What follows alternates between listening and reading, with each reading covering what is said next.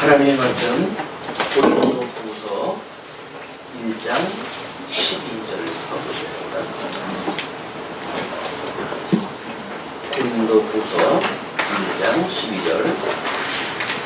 우리가 세상에서 특별히 너희에게 대하여 하나님의 거룩함과 진실함으로써 하되 육체의 지혜로 하지 아니하고 하나님의 은혜로 행함은 우리 양심에 증거하는 바니 이것이 우리의 자랑이라. 오직 너희가 읽고 아는 것 외에 우리가 다른 것을 쓰지 아니하노니 너희가 끝까지 알기를 내가 바라는 것은 너희가 대강 우리를 아는 것 같이 우리 주 예수의 날에 너희가 우리의 자랑이 되고 우리가 너희의 자랑이 되는 것이라. 지난 시간에 우리가 고린도 후서의 기록 배경을 살펴보았습니다. 그래서 지금 사도 바울에 대하여 고린도 교회의 그런 오해는 지금 고린도 교회를 방문했다가 마게도냐로 간다고 이야기를 했지만 다시 이제 고린도 교회로 오는 것을 고린도 먼저 번에 그 계획을 포기하고 그가 오지 않음에 대하여 사도 바울은 신실하지 못한 사람이다 라고 하는 그런 그 비난이 있었고, 그런 거로 미뤄보아서 그의 사도직도 변변치 않다라고 하는 이런 본질적인 공격이 있었던 사실을 확인한 바가 있습니다. 그러나 이제 사도 바울의 입장에서는 먼저 번에 그 계획대로 고린도 교회로 건너갔다가 도움을 받아가지고 마게도냐로 갔다가 거기서 또 다시 고린도 교회로 와서 얼마의 보내줌을 받아가지고 이 예루살렘으로 갈 계획이 있었지만은 고린도전서를 보낼 때부터 심각한 문제는 사도 바울이 직접 방문했음에도 불구하고 그를 배척하고 받아들이지 않았기 때문에 할 수 없이 눈물을 흘리면서 에베소로 건너갔던 겁니다. 이런 그 사실과 상관없이 먼저 번에 그런 그 계획대로 하지 않았기 때문에 신실하지 않다라고 하는 그런 그 논리를 펴가지고 사도 바울의 사도권을 공격을 하고 그의 참 교사되어진 것을 부인하는 이런 그 일들이 있게 되어지는 거죠. 그럼 우리가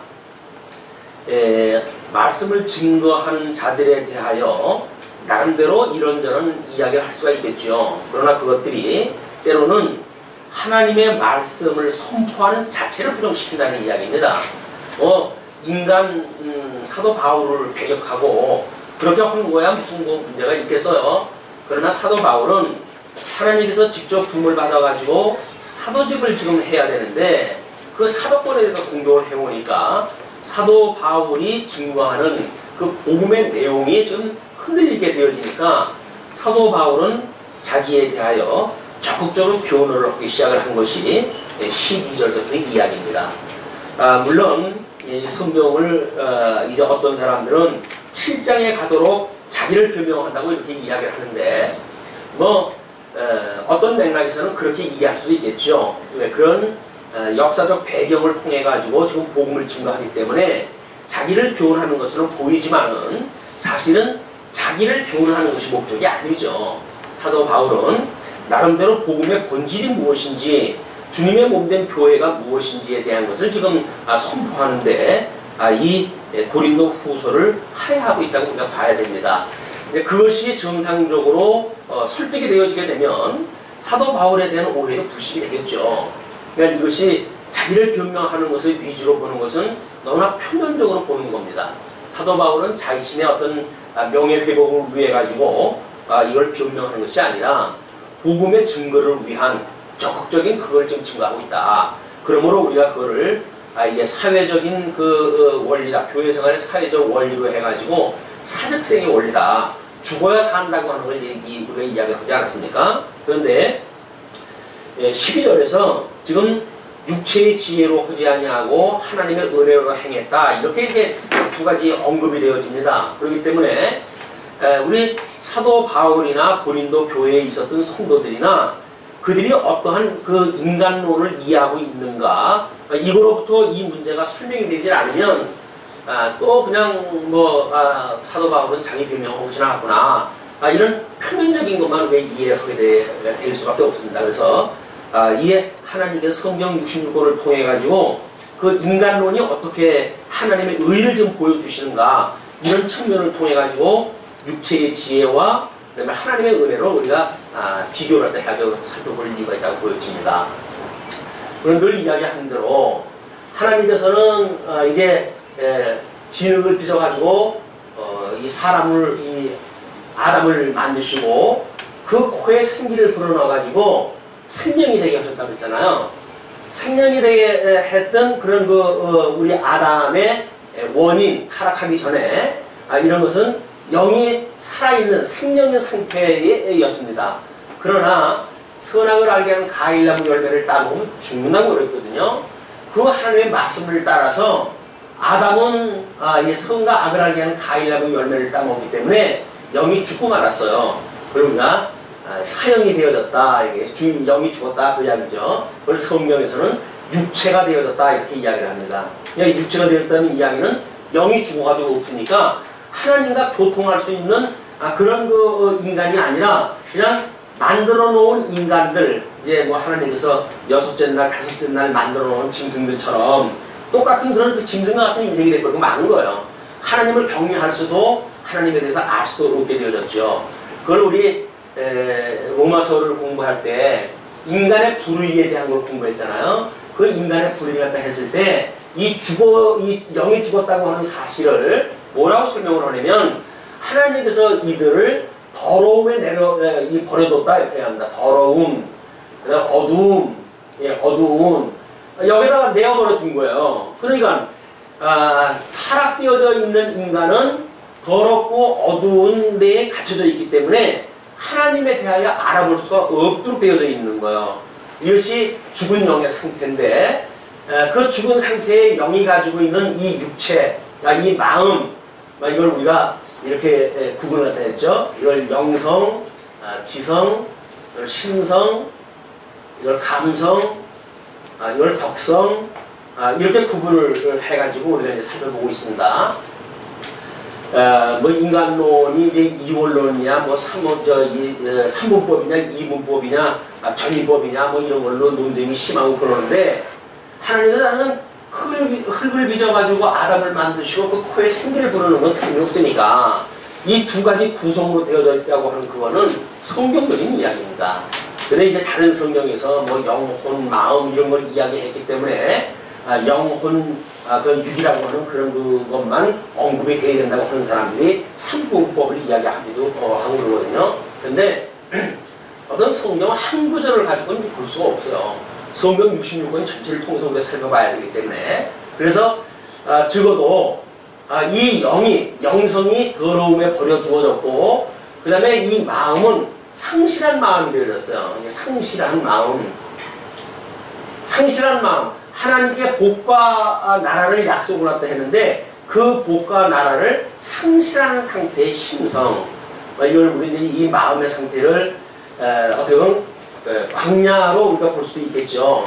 하나님께서 약속했던 가나안 땅, 그 다음에 우리가 죄에서 빠져버려 있던 이 애국, 이제 이스라엘 역사를 놓고 본다고 한다면, 그렇기 때문에 이스라엘 백성들이 광야에서 율법을 받고 하나님을 배우는 심정은 바로 그들의 안식을 누리는 것이 아니라 심령의 안식을 누리는 거라고 그랬잖아요.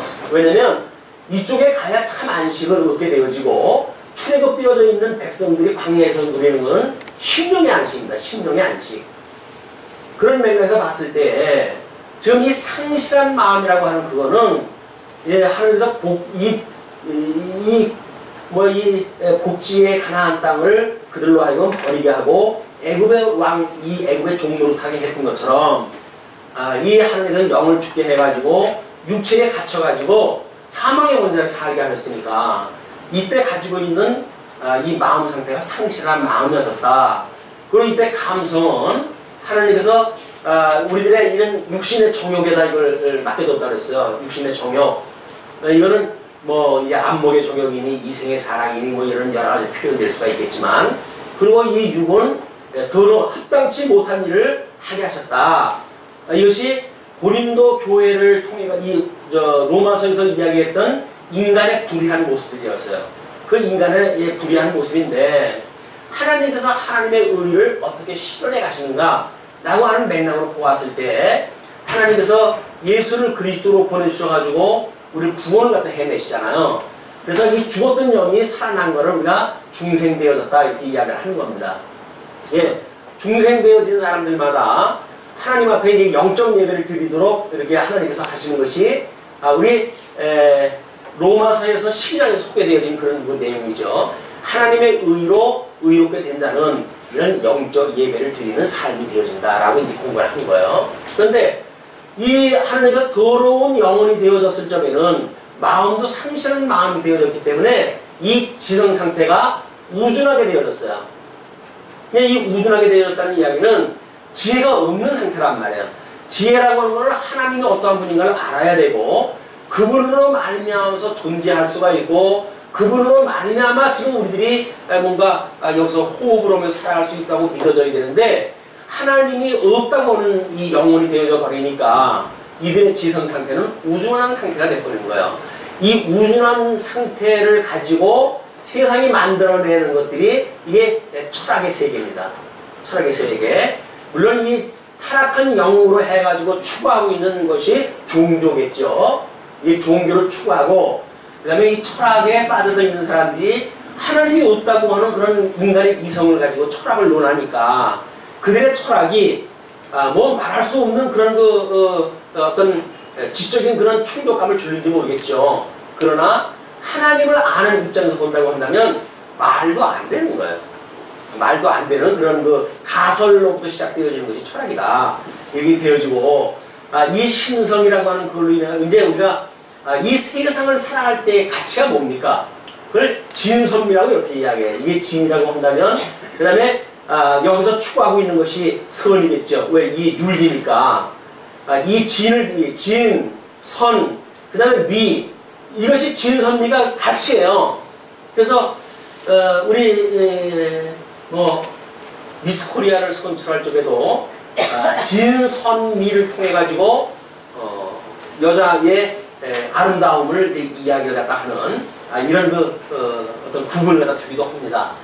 이 진선미라고 하는 것이 이 인생, 타락한 인생들이 추구하는 가치의 세계이기 때문에 이 우준한 머리로 철학으로 만들어내는 진리세계가 오죽하겠어요. 그렇죠? 그 다음에 합당치 못하는 일을 갖다 통해가지고 허교하신 그런 가운데 인간들이 상대적인 선을 구분 갖다 해가지고 이렇게 살아야 돼 저렇게 살아야 돼 하는 걸 가지고 윤리를 삼으니까 이 윤리야말로 우습게 짝이 없는 거야. 이게 하나님이 없는 사람들이 추구하고 있는 윤리는 말도 안 되는 윤리입니다. 뿐만 아니라 이제 이게 미라고 하는 것이 우리가 이제 모든 예술 부분에 되어진 거 아니겠어요?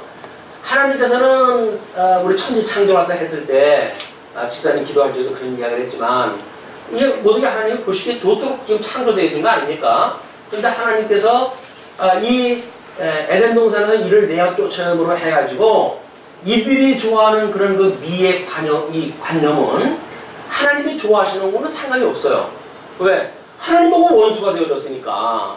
이들이 추구하고 있는 예술 세계, 미관 이런 그 미관은 철저하게 인간 중심적인 미예요.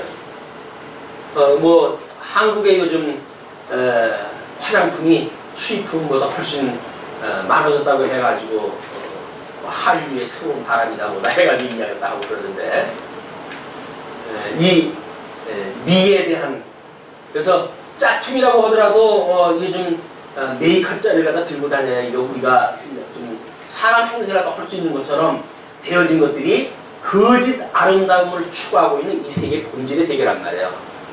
이런 가운데 하나님께서 이 상실한 이 중생되어진 사람들에게 상실한 마음을 회복을 하다 해주셨어요.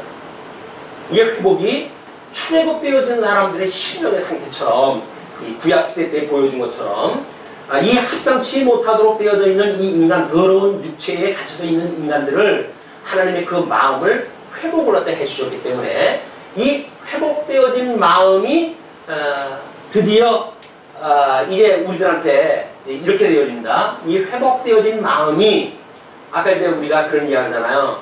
이 말씀을 듣고 그리고 그들이 평안을 깨달았으면 좋겠습니다. 이렇게 이야기를 하잖아요. 근데 그렇지 않아요.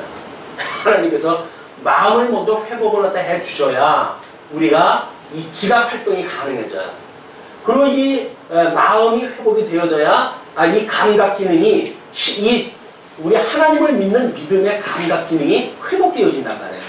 그러니까 우리가 중생되지 아니한 일반 사람들이 가지고 있는 이런 더러운 그들의 육체의 어떤 이 개념 이런 걸 가지고 좀 사도 바울을 공격했던 거 아니겠어요? 사도 바울은 난 너희들이 말하는 그런 것이 아니다 그 이야기예요. 여기서 합당치 못한 그런 것들이 아니라 하나님께서 맺게 하시는 성령의 열매, 이 성령의 열매를 우리가 기독교의 윤리라고 이렇게 이야기를 했잖아요. 우리가 이제 오해라는 것이 기독교는 윤리의 종교가 아니다 라고 이야기를 하니까 그럼 뭐 내 맘대로 살아도 되겠네 이렇게 생각이 들잖아요. 그게 바로 기독교의 윤리란 말이에요. 아니요, 그게 윤리란 말이에요. 기독교는 윤리적인 종교가 아닙니다 라고 이야기할 때 되니까 그럼 내 맘대로 살면 되겠네 라고 말하는 것이 타락되어진 사람들의 윤리예요. 자기네들이 기점이 돼가지고 해도 되고 안 해도 되고 하는 기준이 자기한테 있단 말이에요. 그러나 우리는 하나님께서 우리들의 이 영을 회복하게 하시고 중생케 하시고 우리의 마음을 회복하게 하셔서 하나님이 어떠한 분인가를 경험하면서 살아가도록 하시는 것이 지금 하나님께서 하시는 일인데 마치 그러니까 이건 열매 아니에요. 열매라고는 하나님의 의의 결과입니다. 이 의의 결과로 나오는 거예요. 그러니까 인간으로부터 시작되어지는 윤리가 아니라 하나님의 당신의 의를 발현시키는 결과로 등장되어지는 것이 기독교의 윤리란 말이에요. 그러니까 기독교의 윤리가 없다는 이야기가 아니에요. 기독교가 윤리적 종교가 아니라는 이야기는 인간 중심의 윤리가 아니라는 이야기지 하나님께서 사람이 살아가도록 하는데 이런 의의 열매를 하나님께서 말하지 않는 게 아니다. 기독교는 철저하게 이 의의 결과를 믿는 거예요. 근데 이건 자기로부터 난 것이 아니라 우리를 중생케 하셨던 예수 그리스도로 말미암은 열매이기 때문에 자랑할 게 없는 거예요. 죽도록 충성함에도 불구하고 자랑할 게 없는 거예요. 그냥 하나님 앞에 이렇게 맺도록 선한 열매 맺도록 한 은혜의 감동으로 살아가는 것이 성도의 어떤 그런 그 윤리지 인간이 자기가 맺는 어떤 윤리적인 어떤 그 업적을 가지고 자랑하는 게 아니다. 이걸 착각을 하게 되면 기독교는 타락되어져 있는 사람들이 가지고 있는 그 사람들이 말하는 종교를 그대로 따라갈 수밖에 없어요. 이게 세속적인 종교란 말이에요. 인간에게 무슨 윤리를 강요하는 것은 세속적인 종교랑 똑같은 거예요. 기독교라고 하는 이름으로 성경을 통해서 강론이 소개가 되어지고 있지만 그들이 추구하고 있는 것은 세속적인 종교를 추구하고 있는 거예요. 그러나 성경을 통해서 이렇게 해가시는 하나님의 의를 통해 가지고 하나님의 나라를 이루어가시는 양대 언약을 이루어가시는 그 하나님이 지금도 살아계시다고 하는 것이 믿어지고 이 의의 결과에 의하여 은혜를 우리가 노래하고 찬양하고 살아가는 것이 이 말씀 운동의 정신이란 말이에요. 이게 이 통속 성경 개론을 통해 가지고 추구하고 있는 세계가 이 세계다. 종교 생활로만 간다고 한다면 그냥 다른 종교가 다를 게 없어요. 그냥 그 사람들은 종교 다원주의 인정하잖아요. 왜 인정을 합니까? 아니 너나 나나 다 똑같은데 뭐 다만 대상이 다를 뿐이지 대상도 아마 모르긴 모르지만 추구하면 똑같을 거다. 그러니까 우리가 다 인정을 다 하자 해가지고 종교 다원주의가 가능한 거예요. 그러나 메타성경시나 우리 통속성경 개론으로 밝혀져 있는 우리 기독교를 갖다 본다고 한다면 이거는 이 사람들하고는 전혀 본질이 달라요. 본질이. 그냥 살아있는 우리의 영적 예배로 드리는 신앙생활이 무엇인가를 우리가 이걸 차치해놓고 이렇게 해야 한다 저렇게 해야 된다는 걸 가지고 뭐 종교를 개혁하고 기독교 뭐 체제를 개혁하고 다 부질없는 이야기예요. 다 이쪽 이야기들이에요. 그럼 지금 사도 바울에 배척했던 사람들이 뭡니까? 사도 바울이 약속을 갖다 어기지 않았으니까 신설이지 않다는 거 아니에요? 사도 바울은 믿을 만한 사람이 아니라는 거 아니에요? 왜? 자기네들은 이쪽 윤리의 기준으로 봤을 때 한 번 약속을 했으면 지켜야지 왜 지키지 않았느냐는 말이에요. 이 사람들 말하는 것도 일리가 있어요. 어느 쪽에서 보게 되면 인간적인 입장에서 보게 되면 사도 바울은 거기를 지금 이런 윤리가 목적이 아니라 하나님 안에서 주 안에서 살아가고 하나님을 경외하는 것이 목적이니까 지금 자기가 맺어지는 이 결과는 하나님께서 맺게 하는 열매로 믿는 사람 아니에요. 열매로 맺는 사람하고 이 열매가 아니라 그것이 씨앗으로 무슨 기본으로 생각하는 사람들하고는 생각이 근본적으로 다르겠죠. 그러니까 우리가 세상에서 특별히 너희에게 대하여 하나님의 거룩함과 진실함으로써 하되, 사도 바울은 끊임없이 하나님의 거룩함이 뭐예요? 구별되어진 거 아니에요? 세속으로부터 구별되어졌단 말이에요. 그래야 다시 중생이 되어져 있는 이런 상태에서 지금 이 일을 하고 뿐만 아니라 진실을 했다. 이 진실하신 분이, 신실하신 분이 하나님 아니에요. 하나님의 속성 가운데 하나가 뭡니까? 신실성이란 말이에요. 이 신실성은 무슨 신실성이라고 그랬죠? 취의적이라고 그랬어요. 의를 이루시기 위한 신실성이거든요. 이 신실성이라고 하는 거 이 사람들도 뭐 자기 주장을 다 하겠죠. 그러니까 이 사람들이 말하는 신실성은 한마디로 한 번 약속을 해서 무조건 지키는 거예요. 그게 무슨 뜻인지 원리인지도 모르는 거예요. 약속을 했으니까 그게 지켜야 된다는 이야기예요. 그러나 신실하신 하나님이 의를 이루시기 위해서 신실하시다고 한다면 여기서 먼저 번에 약속했던 그것은 그때 상에 의해서 약속을 했지만 눈물로 그들한테 돌아가가지고 회개를 촉구했고 그랬음에도 불구하고 그들이 받아들여지지 않은 거 아니에요. 또 있어. 그들이 받아들이지 않아가지고 다시 에베소로 돌아왔는데 이거는 하나님께서 이루어가시는 의를 이루시기 위한 신실성이에요. 그들이 만약에 그럼에도 불구하고 사도 바울이 그쪽 고린도 교회에 가가지고 복음을 증거했거나 이렇게 했다고 한다면 고린도 후서는 기록이 안 됐겠죠. 그러나 하나님께서 그 육체의 소욕을 따라 살아가는 사람들이 얼마나 불의한가 이걸 드러내는 방법이 사도 바울로 하여금 발걸음을 돌이키게 한 거예요. 그래 놓고는 하나님의 뜻이 무엇인가를 그들에게 선포하는 것이 고린도 후서를 기록한 내용이란 말이에요. 이건 너무나 중요한 그런 그 원리가 되어진 겁니다. 그래서 이렇게 이제 거룩한 진실함으로써 하되 육체의 지혜로 하지 아니하고, 그러니까 너희들처럼 이쪽의 지혜, 이게 우둔하게 되어져 있는 이 지혜 이걸로 하지 않았다. 그걸 뭐로 했다 그럽니까? 하나님의 은혜로 했다 그러잖아요. 그러니까 이 의라고 하는 것은 이게 하나님의 은혜인데, 그러니까 지금 의의 결과로 행했던 사도 바울의 이런 여정은 하나님의 은혜로 너희들에게 갔으나 너희들이 받아들이지 않고 배척한 바람에 눈물을 흘리고 다시 귀향을 했으니까 그때 당시는 눈물을 흘리고 얼마나 애통했겠어요. 그러나 하나님께서 오히려 은혜 중에 이것이 의의 결과가 드러나게 하신 거예요. 지금 놀라운 사건이죠. 자, 그러면서 은혜로 행함은 우리 양심에 증거하는 바니 이것이 우리의 자랑이라. 너희들은 이걸 가지고 타박을 하는데 우리는 오히려 하나님의 은혜로 되어졌다고 하는 이것 때문에 하나님 앞에 오히려 이것이 내가 자랑으로 삼는 거야. 아, 주님께서 나와 함께 하시구나. 내가 너희들한테 갔을 때 눈물로 돌아올 수밖에 없었던 그런 비참한 경험을 가졌지만 하나님께서 나를 은혜로 위로받아 해주시는구나. 그래, 이것이 은혜 아니에요. 이게 위로 아니에요. 이들이 배척함으로 환난을 당했으나 하나님께서 이를 은혜로 위로받아 해주셨단 말이에요. 이것이 이 사도 바울의 그런 그 자기 자랑으로 삼는 겁니다. 우리 일반 삶도 마찬가지예요. 우리 이제 살아왔던 어떤 여정, 교회의 역사 이런 것들 잘 들여다보게 되면 똑같은 원리가 작동이 되어집니다. 이거 가지고 뭐 이랬다 저랬다 하는 사람들도 있고, 아, 이렇게 되어진 것이 하나님의 은혜였었구나, 천만다행 그렇게 되어진 것이 다행이었었구나, 이렇게 믿는 사람들이 있죠. 그러니까 정말 이게 육체의 지혜로 하는지 하나님의 은혜로 말하는지 이거는 하나님 보고 나밖에 몰라요. 다른 사람들이 어떻게 알겠어요? 이게 하나님의 은혜를 입었는지 안 입었는지. 그냥 하나님의 은혜로 사는 사람들은 하나님 앞에 살아가는 거야. 세상 사람들은 나를 비방할지라도 나는 하나님 앞에 살아감으로 해가지고 위로가 되어지는 거지, 다른 사람한테 인심 없고 뭐 정당성을 인정받고 이래가지고 위로가 되어지는 게 아닙니다. 예수님도 인간들을 알기 때문에 의탁하지 않았다잖아요. 인간은 의탁의 대상이 아니에요. 의지의 대상이 아닌 거예요. 그냥 동역자고 사랑의 대상일 뿐이지, 뭘 인간이 뭘 힘이 있다고 해야지 인간을 우리가 의지라고 그럽니까? 인간은 의지할 대상이 아니에요. 다만 사랑의 대상이고 의의 결과로 나오는 이 사랑을 베푸는 대상일 뿐이다.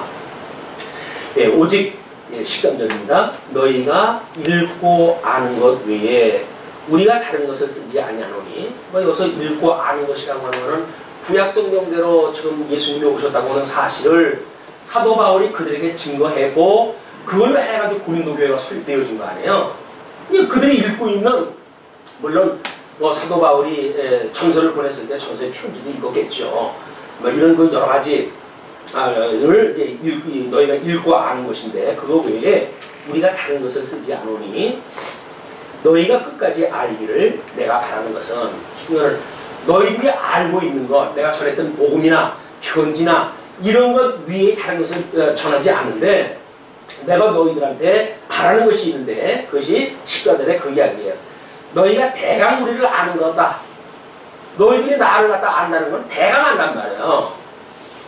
물론 고린도 교회에 이 중심이 되어져 가지고 좀 사도 바울을 배척하는 인물들도 있겠고, 그렇지 않은 것 같은데 이렇게 가지고 의심을 가지고 그 사람들의 이야기를 듣고 혹여나 하고 이렇게 흔드는 사람들도 있겠죠.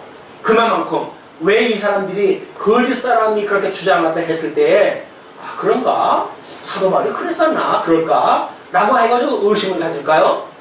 대강하기 때문에 그런 거예요. 대강하기 때문에. 사도 바울은 자기 자신에 대해 확실하게 하겠죠. 자기 자신이니까. 그러나 상대방은 사도 바울에 대하여 아는 게 대강 아는 거예요. 대강. 뭘 사람의 우리가 성도를 사랑한다 어쩐다 하지만 성도의 무슨 그 사람의 심령 상태까지 우리가 다 어떻게 알겠어요. 대충 하는 일 보고 저 사람은 지금 그렇게 그냥 사는구나 라는 걸 대강 알지 뭘 깊이 알겠어요. 근데 판단하는 사람들은 뭘 가지고 판단을 합니까? 대강 아는 거 가지고 판단하는 거예요. 한마디로 알지도 못하면서 판단한다 그 이야기입니다. 알지도 못하면서 판단하는 거예요. 뭘 알아요? 그 사람 속을 들여다봤다고 알아요? 뭘 알아요? 아니 평생 살을 젓고 하고 있는 부부지간도 잘 모르는데 뭘 몇 년 교회 생활을 했다고 해가지고 뭘 그 사람을 갖다 잘 아는 것처럼 해가지고 흑인이 백인이 해가지고 자기를 기준으로 해가지고 선악을 분별을 갖다 하고 이렇게 하는 일이야말로 육체의 지혜로 이야기하는 거예요. 자, 그러면서 이제 너희는 우리를 대강 아는데 우리 주 예수의 날에 너희가 우리의 자랑이 되고 우리가 너희의 자랑이 될 것이다. 그런 인간들 대강 아는 거 가지고 판단하고 이럴 수밖에 없는 인생들인데 하나님께서 우리를 중생을 시키셔서 회복한 마음을 가지고 이런 하나님의 의의 결과로 나타나게 하시는 하나님의 그 의가 드러날 때 이때에 비로소 우리는 하나님께서 그때 그렇게 부족한 것은 이때를 위하여 이렇게 부족한 일을 섭리하셨구나 라는 것이 믿어지니까 그것이 위로가 되어지고 뿐만 아니라 자랑이 되어지는 거예요. 그렇게 됩니다. 아주 자랑이 되어지는 거예요. 그러니까 이 육체의 지혜를 가지고 했던 일들이 육체를 가지고 있으니까 그럴 수밖에 없을 수가 있지요. 그러나 그것이 하나님의 말씀을 듣고 끊임없이 하나님의 말씀을 듣는데도 불구하고 변화가 되지 않는다고 한다면 그 사람은 죽은 영인지도 몰라요. 하나님의 말씀을 듣게 되면 훈계를 받게 되면 이게 채찍이 되어져서 성도로 하여금 이 심령이 회복되어진 심령의 이 복음의 씨앗이 끊임없이 떨어지고 그러면 30배, 60배, 100배의 결실을 맺는 의의 열매가 드러나게끔 되어져 있는데 아니 말씀을 듣는데도 불구하고 이게 변화가 없어. 그렇다고 한다면 죽어져 있는 이 돌짝밭이겠죠. 회복되어진 어떤 옥토의 밭에 복음의 씨앗이 떨어지는 것이 아니라 회복되어진 밭에 복음이 떨어진 것이 아니라 상실한 마음에 그대로 복음의 씨앗이 떨어지니까 돌짝밭에 떨어지든지 또는 가시떨기나무에 떨어지든지 열매가 맺지 않는 거란 말이에요. 이 회복한 심령에 이런 그 말씀을 주신 것이 얼마나 우리가 큰 위로인지 끊임없이 이걸 기도할 일이에요. 그래서 이 회복이라고 하는 것이 한마디로 뭡니까? 회개예요. 하나님 앞에 돌아가고 싶은 마음, 회개. 하나님을 향한 마음, 회개를 우리가 끊임없이 강구합니다. 그러면서 15절로 22절 고린도 교회에 경영한 바가 은혜였음을 회고합니다. 이게 본격적으로 지금 은혜였었다 이게 이런 이야기를 하는 거죠. 내가 이 확신을 가지고 너희로 두 번 은혜를 얻게 하기 위하여 먼저 너희에게 이르렀다가 우리 끊임없이 이야기하는 겁니다.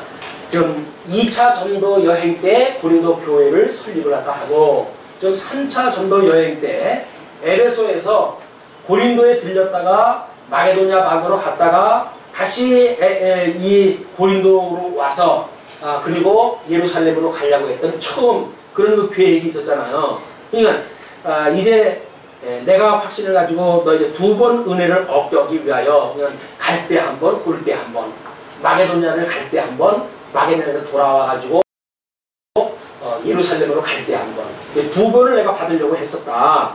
너희에게 이르렀다가 너희를 지나 마게도냐에 갔다가 다시 마게도냐에서 너희에게 가서 너희가 보내줌으로 유대로 가기를 경영하였으니, 자기의 그 계획이 이렇게 경영할 때에 어찌 격렬히 하였으리요.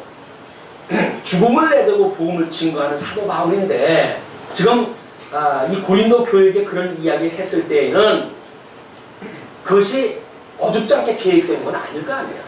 하나님 앞에 기도하는 가운데 이렇게 하는 것이 아름다운 방법이겠다 라고 해가지고 그 길을 추구했을 거 아니겠어? 그러니까 내가 그런 그 일을 한 것이 그 이야기입니다. 이제 마게도냐에 갔다가 다시 이렇게 오는 것이 경영했으니 이렇게 경영할 때에 어찌 격렬히 가볍게 하였겠느냐. 곧 경영하기를 육체를 조차 경영하여 예 하고 아니라 하는 일이 내게 있었겠느냐. 있죠. 육체의 지혜로 해가지고 너희들한테 예 했다가 아니야 라고 해가지고 단순하게 자기 어떤 이익을 가지고 번복하는 그런 그 일이 나한테 있었겠느냐. 그런 그 이야기죠. 그러면서 하나님은 미쁘시니라. 그러니까 우리가 하나님의 미쁘심, 이게 이제 우리가 이걸 미쁘심이라고 이렇게 해요. 미쁘심, 진실하시다, 신실하시다. 그러니까 하나님의 이 미쁘심, 이분에 의해서 만들어지는 결과였을 때 우리는 이 미쁘신 하나님에 대하여 근거를 삼을 수가 있죠.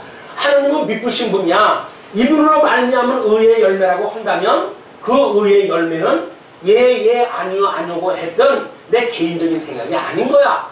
이런 확신을 가질 수가 있겠죠.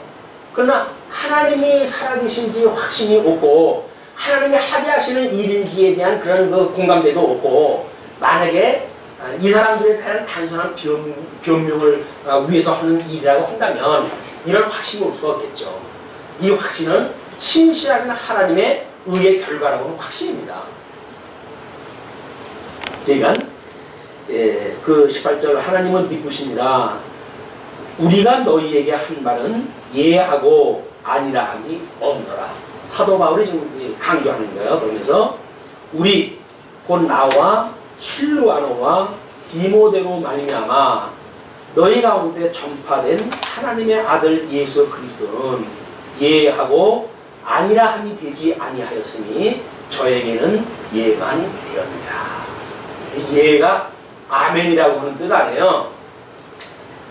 우리 주기도를 다 하고 나서 대개 나라와 권세와 영광이 이게 아버지께만 영원히 있습니다 라고 하는 것이 뭐라고 그랬어요.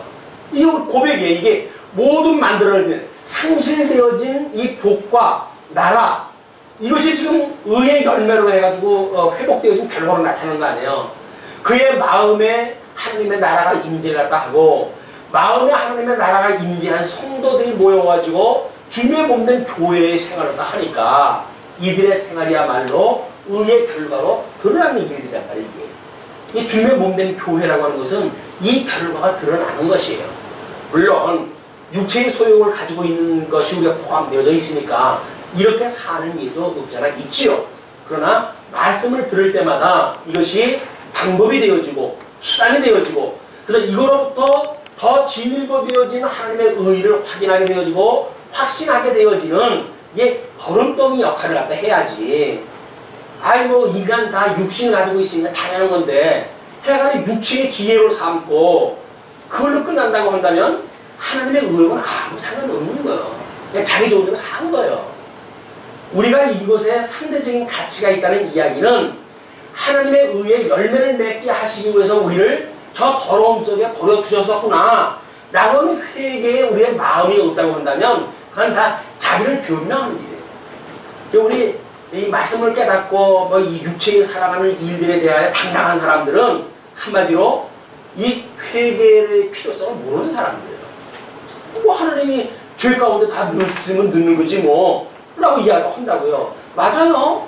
지옥 가는 사람들이 다 그렇게 해가지고 지옥 끌고 가신 건데 어떻게 오겠어요. 그러나 하나님의 말씀을 믿고 회복되어진 심령을 갖다고 한다면 이쪽에서 사는 것들이 가슴이 아프지요. 영적으로 해가지고 이것이 자기의 영적인 고통이 오는 거예요. 그 고통을 느끼지 못한다고 한다면 영이 죽었으니까 고통을 못 느끼지 영이 살았는데 어떻게 고통을 못 느끼겠어요. 그러면서도 난 살았대. 그러니까 사대교회처럼 네가 살았다고 하나 실상은 죽은 거야. 내가 이야기를 하는 거예요. 주님께서 네가 살았다고 그렇게 이야기를 하는데 실상은 너 죽은 거야. 예수 믿고 살았다고 중생했다고 그러고 살아가요. 그런데도 말고 그런데도 불구하고 우리가 여기에 그냥 머물러져 있다고 한다면 우리는 이론적으로 해도 중생되어졌다고 하고 자기 믿음이지 하나님께서 주신 은혜인지는 모르는 거예요. 이게 그렇지 않고서 어떻게 여기서 살아요. 여기 사는 게 아무렇지도 않아요. 여기서 사는 건 나쁜 거예요. 싫은 거예요. 왜? 하나님께서 싫어하신 것이니까. 주님께서 싫어하신 건데 주님을 사랑한다고 하면서 주님이 싫어하는 걸 갖다 골라가지고 한다? 말이 됩니까? 부부가 사랑한다고 하면서 남편이 싫어하는 거 아내가 골라가면서 해. 그리고 아내를 말로는 사랑한대. 말이 되는 거예요? 술 퍼먹고 맨날 와가지고 손찌검을 하고 그러면서도 하는 얘기가 나는 아직도 제 아내를 사랑합니다. 난 그 사람의 사랑이 뭔지를 모르겠어요. 뭐 나중에 다시 화해를 시켜주더라고요. 그거 손잡아가지고 화해하는 화해가 될는지 모르겠습니다. 평생 그렇게 사는 사람이 잠깐 손 붙들어 준다고 해가지고 대중 앞에서 화해했다고 해가지고 그 화해가 끝까지 갈 것인지에 대한 의심스러운 거예요. 하나님의 이 회복의 역사가 아니면 인간의 회복은 불가능한 거예요. 자,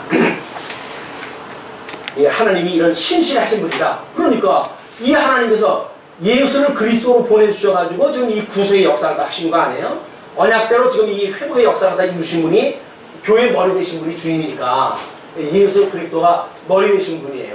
이 주님의 몸된 교회, 이 교회는 몸이에요. 몸. 그러니까 우리 예수님이 하나님의 언약대로 가지고 이분을 보내주셨잖아요. 언약대로 보내줬다는 사실을 신약성경을 통해 가지고 내가 구약되어진 그리스도야 라고 하는 걸 지금 뭘로 증거하는 거예요? 복음서에서 언약한 거, 이 복음서에서 언약한 거를 가지고 서신서를 통해 가지고 이걸 확인시켜 주는 거 아니에요? 그러니까 하나님께서 선지자를 세울 때에는 이렇게 성취되어지는 효험이 없는 선언에 대한 것은 거짓 선지자다. 신명기에서 그렇게 이야기를 하시죠. 선지자는 하나님의 그 언약이 그 말씀이 성취가 돼야 돼. 효용이 있어야 돼요. 그래, 저거는 하나님께서 보내신 선지자가 맞구나 이렇게 되어지죠. 이건 서신서를 통해 가지고 복음서에서 언약되어진 모든 약속의 내용들이 서신서를 통해서 이루어지는 것을 볼 때 우리 주님은 참 그리스도시구나. 우리 하나님의 선지직을 감당하시는 참 그리스도시구나 라는 걸 우리가 믿어질 수가 있죠. 그분을 우리가 믿고 한 몸을 가지고 이루고 산단 말이에요. 그분이 신실하신 분이라고 믿어지지 않으면 뭔가 언약된 대로 이루어지지 않는다고 안 믿어지면 우리가 어떻게 주님의 몸된 교회 생활을 할 수가 있겠어요. 주님의 몸된 교회 생활을 한다는 이야기는 주님께서 언약대로 이루어간다고 하는 사람이 믿어지는 사람들이 모인 곳이 교회인 거예요. 그러니까 이거는 신실하시잖아요. 이거는 예지 아니오가 될 수가 없는 거예요. 하나님의 그 언약의 말씀을 그들 다 이루신 분이란 말이에요. 그 분이 지금 선배가 하는 거다. 그러면서 나와 이제 실루아노라고 이야기하는데 실루아노는 신라를 이야기하죠. 신라의 로마어로 명칭입니다. 이거는 우리 본 나와 실루아노와 디모데로 말미암아 너희 가운데 전파된 하나님의 아들 예수 그리스도, 이 아들 예수 그리스도 이분에 대한 거예요. 이분이 하나님에 대하여 이해가 됐단 말이에요. 어떤 하나님? 이 믿으신 하나님이 언약대로 이루신 분이기 때문에 이 예수 그리스도가 하시는 일은 예밖에 없어요. 하나님의 언약의 뜻대로 되어지는 아멘밖에 없단 말이에요. 왜? 하나님의 뜻이 하늘에서 이룬 것처럼 이 땅에서 이루어주세요. 주기도를 제자들한테 그렇게 가르쳐줬잖아요. 그러니까 그 주기도를 다 우리가 고백을 하게 되면 그 뒤에 제일 마지막에 고백하는 게 뭐예요? 아멘인 거야. 아멘. 주기도 다 하고 아멘 고백하지 않으면 부도지요. 그러면 믿어지지 않는 거 주문처럼 외우면 모르겠어요. 믿어지기 때문에 아멘 그렇게 되어질지어다. 신실하신 하나님이니까 우리 주님께서 약속하신 대로 이루어질지어다. 내가 비록 이렇게 육체의 소욕에 있을 적엔 이렇게 될지라도 성령의 말씀을 듣고 깨닫게 되어져서 의의 결과로 나를 시험에 들게 마시고 악에서 구원해 주셔서 온전한 몸이 이루어져 가지고 온전한 나라가 이루어져서 온전한 교회가 이루어져서 하나님 앞에 바칠 때에 이 안에 우리가 함께 있는 거 아니에요. 예수 그리스도와 하나님의 나라를 하나님께 바칠 때에 우리가 함께 있는 사람들이에요. 그럼 우리가 영원한 시대에 지금 영원한 교회 안에 우리가 있다고 한다면 우리는 어디에 있든지 지금 이 하나님 나라의 백성인 거예요. 그러니까 하나님의 나라의 백성이 세상의 것들로 가지고 자랑을 삼고 세상의 것들로 인해 가지고 코가 빠지고 말이 안 되는 거 아닙니까? 우리는 하나님의 거룩한 백성이니까요. 중생되어진 이 죽었던 영이 살아났던 하나님의 백성이에요. 믿어지십니까 이게? 이게 믿어지시는 것이 성도로서의 자랑이고 기쁨이지. 중생되고 거듭났다고 하는 것이 우리들의 기쁨이란 말이에요. 그 기쁨은 무슨 뭐 성령이 오셨나 해가 손바닥 칠 때만 기쁨이 옵니까? 아니잖아요. 성령이 지금 우리나라 보혜사가 돼가지고 끊임없이 하나님 말씀 기억나게 하고 깨닫게 하시고 예수를 그리스도로 믿게 하시고 이분을 보내주신 분이 신실하신 하나님이라고 믿어지기 때문에 우리 예수님이 아멘이 된 것처럼 이 땅에서 이루어지다 라고 해가지고 우리가 아멘하고 살아가는 거 아닙니까? 여기까지 인도한 거 하나님의 은혜예요. 과거에는 이 과정에서는 내가 미숙해가지고 그것을 하나님의 뜻인지를 몰랐는데 지금 하나님의 뜻을 말씀을 듣고 보니까 깨닫고 보니까 이것이 하나님의 기뻐하신 뜻이었었군요. 그러니 하나님 감사합니다. 철 몰랐을 때 불만했던 거 다 용서해 주세요. 내가 생각이 짧았어요. 하나님 얼마나 내가 이 세대아리 같았으면 이 하나님의 하와 같은 은혜를 모르고 불만 불평 오고 거기서 나를 자랑하고 살았는지 지금은 생각하면 창피합니다. 하나님 내가 얼굴을 들 수가 없네요. 하나님의 이 놀라운 은혜가 나로 하여금 이 의의 열매를 맺게 했으니 나는 자랑 삼지 말게 하시고 오직 주님의 이름만 높이게 해주세요 라고 하는 것이 성도의 신앙생활이란 말이에요. 쉽죠? 근데 하나님의 은혜로 살아가는 거예요. 내 노력으로 살아가는 것이 아니라 하나님의 은혜로 살아가는 것이다. 네, 그렇게 예수 그리스도를 전파한 그 예수 그리스도에 대해서 내가 너희한테 했는데 그 그리스도는 이해하고 아니라 하면 되지 아니하였으니 저에게는 이해만 되었다. 언약대로 이루어가신 신실한 분이십니까? 그러면서 하나님의 약속은 얼마든지 그리스도 안에서 이해가 되니 그로 말미암아 우리가 아멘하여 하나님께 영광을 돌리게 됩니다. 근데 하나님 앞에 영광 돌리는 그런 그 이유가 뭔지 아시겠죠? 네. 일어나는 것마다 다 하나님의 이게 대개 나라와 권세와 이 영광이 아버지께 영원히 있습니다. 우리가 그걸 고백하고 살아간단 말이에요. 주기도 할 때만 주문을 외우듯이 하는 것이 아니라 정말 나라도 의도 이 잃어버렸던 양대 언약 의도 나라도 이게 다 하나님의 은혜였었군요. 이걸 이루어가시기 위해서 때로는 우리들에게 복도 상실하게 했고 나라도 상실하게 하셨고 때로는 그걸 잊어버리고 살게 하시다가 다시 그걸 회복하게 하시고 기억나게 하셔서 하나님의 백성인 것을 깨닫게 하시는 하나님 감사합니다 라고 살아가는 것이 지금 우리들의 이해가 되어지는 일이다 그 이야기입니다. 그러면서 21절 우리를 너희와 함께 그리스도 안에서 경복케 하시고 너희와 함께 여기서는 지금 고린도 교회 성도들이나 사도 바울이나 우리 전서에서 이야기했던 것처럼 이 A와 B가 늘 함께 있는 거예요. 그러니까 하나님은 이 주님을 아는 지식이 우리를 경복케 한다고 그러지 않았어요. 이 지식이 경복케 하는 이 A나 B, 나나 너나 다 우리 주님께서 경복케 하시는 일인데 그 이야기죠. 그 경복케 하시는 그런 그 하나님께서 우리에게 기름을 부으신 이는 하나님이시다. 기름 부은 건 뭐예요? 성령을 통해 우리를 깨닫게 하시는 일을 하시는데 이거는 하나님께서 하시는 일이다 그 얘기죠.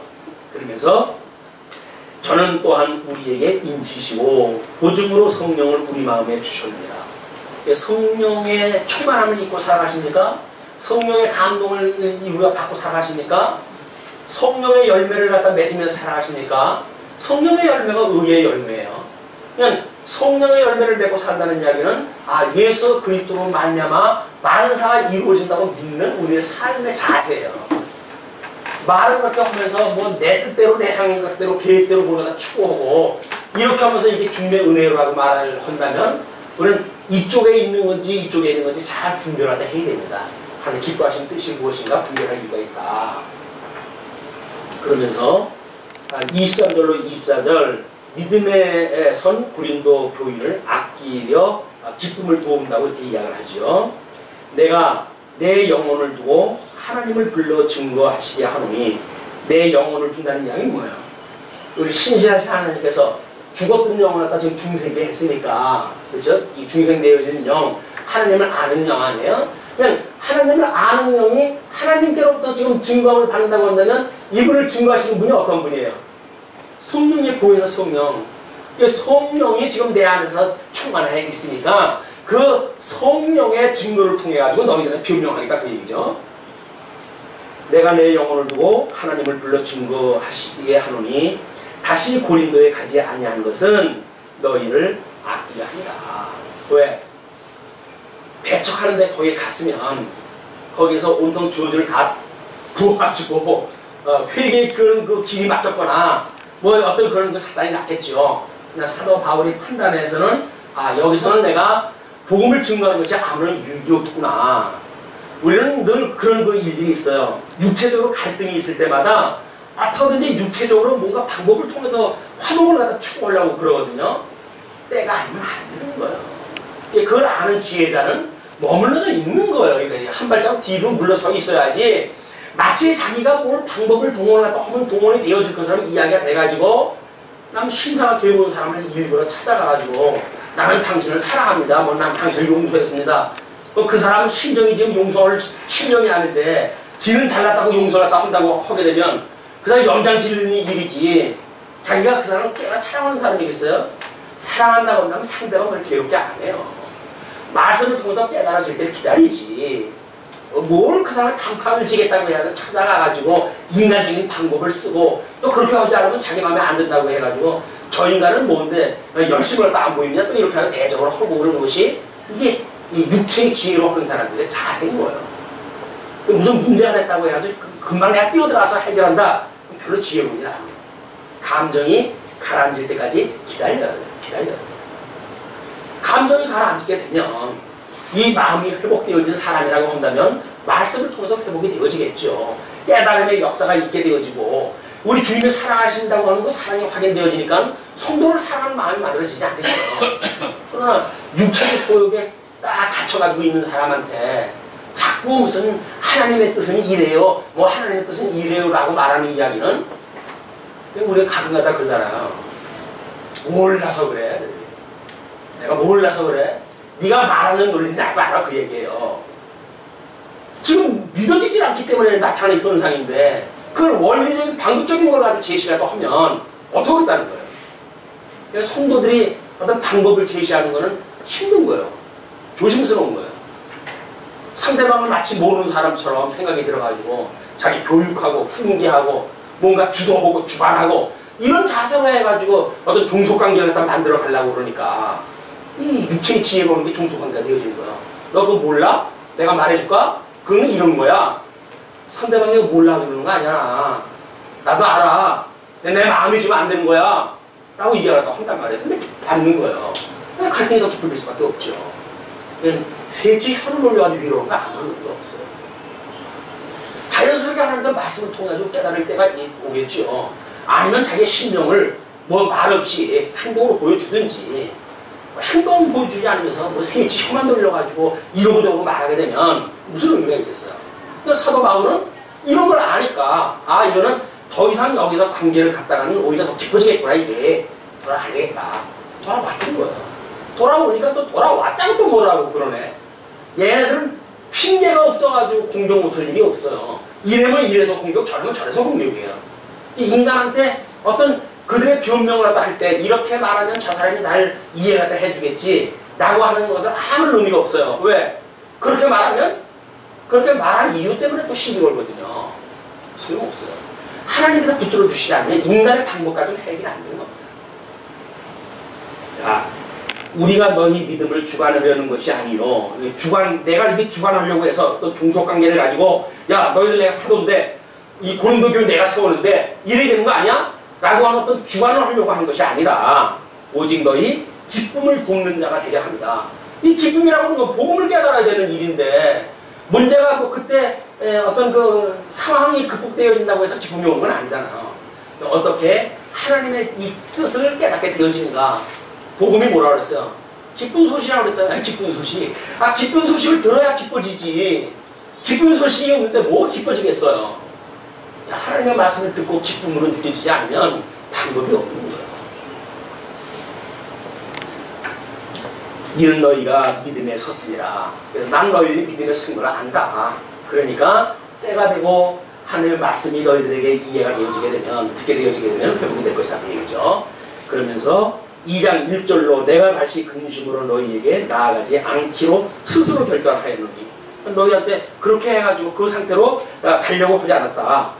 내가 너희를 근심하게 하면 나의 근심하게 한 자밖에 나를 기쁘게 하는 자가 누구냐. 만약에 내가 너희들의 그런 어떤 현실적인 욕구를 채워주기 위해서 그냥 그 일을 갖다 감행했다 라고 한다면 그렇게 한다면 너희들의 그 기쁨이 되어진 것이 아니라 오히려 화가 될 터인데 그런다고 한다면 그걸 기뻐할 인간들이 누구겠냐 그 이야기. 너희들을 미혹하는 그 자들이 오히려 기뻐할 거 아니겠느냐. 왜 그 자들을 기쁨으로다 주기 위해서 내가 그러느냐 그 이야기예요. 그지 않겠다 그 얘기요. 그러면서 내가 이같이 쓴 것은 내가 갈 때에 마땅히 나를 기쁘게 할 자로부터 도리어 근심을 얻을까 염려하며 또 너희 무리를 대하여 나의 기쁨이 너희 무리의 기쁨인 줄 확신하미로라. 그래서 마땅히 나를 기쁘게 할 자, 뭐 이런 자들은 고린도 교회에 있지만 사도 바울은 그런 것 같지 않은데 저 사람들이 왜 자꾸 그렇게 공격을 하지? 그러니까 속마음을 가지고 있는 사람들이 있을 거예요. 근데 그것이 만약 어떤 감정으로 해가지고 상황이 시끄러운 상황이 돼버리게 되면 그들이 그 기쁨을 잊어버리게 되니까 도리어 근심을 얻을까 염려하며 또 너희 무리를 대하여 나의 기쁨이 너희 무리의 기쁨인 줄 확신하미로라. 네, 내가 큰 환난과 애통한 마음이 있어 많은 눈물로 너희에게 썼노니 이는 너희로 근심하게 하려 한 것이 아니요 오직 내가 너희를 향하여 넘치는 사랑이 있음을 너희로 알게 하려 함이라. 이 복음적인 원리가 늘 그렇습니다. 출애굽을 갖다 했던 이스라엘 백성들, 이 사람들이 여기서 뭘 가지고 지금 이 세대가 교체가 되죠? 끊임없는 환난 가운데 이게 돼요. 환난 가운데 세대가 교체가 되어지는 거예요. 자, 중매 몸된 교회를 세워주셨어요. 근데 중매 몸된 교회는 지금 환난이 있어야 됩니까? 없어야 됩니까? 주님께서 약속을 뭐라고 그랬어요? 주는 그리스도시요. 예, 그 이야기를 했다 그랬죠? 주는 그리스도시요. 살아계신 하나님의 아들이십니다. 라고 베드로가 고백을 하니까 이 고백 위에다가 내가 중매 몸된 교회를 세우겠다 이렇게 이야기를 했어요. 근데 그 교회는 음부의 권세가 무너뜨리지 못하는 교회를 세운다고 그랬으니까 음부의 권세가 무너뜨리지 못하는 교회인지 아닌지를 알기 위해서는 끊임없이 환난이 있어야 돼요. 왜? 음부의 공격에 의해서 환난이 만들어져야 돼요. 그래야 환난 가운데서도 우리 주님께서 은혜로 우리를 붙들고 계시구나 라고 믿어지지. 환난이 없으면 지들이 잘나가지고 잘 됐다 그렇죠. 무슨 하나님의 은혜예요. 지들이 잘나서 됐다 그러지. 우리는 뭐 사랑이 많아가지고 우리는 상대방을 갖다 사랑을 하고 그러기 때문에 교회가 아무런 어려움이 없고 어쩌고 저쩌고. 아이고 생겨먹기를 이렇게 생겨먹었는데 이것이 없으면 하늘나라 가야지요. 육신의 소욕이 있는데 어떻게 그렇게 생겨가 안 되는 거예요. 육신의 소욕을 하나님께서 제거시키기 위한 방법이 거품을 제거하기 위한 방법이 끊임없이 환난을 주셔야 되는 거예요. 성도의 삶은 광야의 생활이라고 그랬습니다. 광야의 생활을 살아가면서 성도가 환난을 꺼려하십니까? 그럼 예수님 필요 없어요. 그냥 환난 없는 세상에서 잘 먹고 잘 살면 되지. 못으로 저 광야 메마른 땅에서 삽니까? 메마른 땅에서 산다는 이유는 뭐예요? 하나님이 내려주시는 만나가 아니면 저는 살 수가 없어요. 하나님께서 인도하시는 불기둥과 구름기둥이 없으면 하루도 내가 살 수가 없어요. 라는 건 나의 존재의 문제예요. 하나님께서 나를 이 환난 가운데서 하나님의 은혜로 나를 붙들어 주시지 않으면 저는 이 세상을 살아갈 힘도 없어요. 능도 없어요. 그것이 우리의 신앙생활이에요. 주님을 믿는 신앙생활. 주님을 믿는다고 해서 나를 믿으면서 무슨 이 주님을 믿는 거예요. 나를 믿는 거지. 나를 믿는 게 신앙생활이 아니다. 이런 거를 지금 사도 바울이 증거를 한 겁니다. 지금 사역의 수단에 대해서 이제 이야기를 했는데 다음 시간에 사역의 목적에 대해서 확인하려고 오늘 마치죠.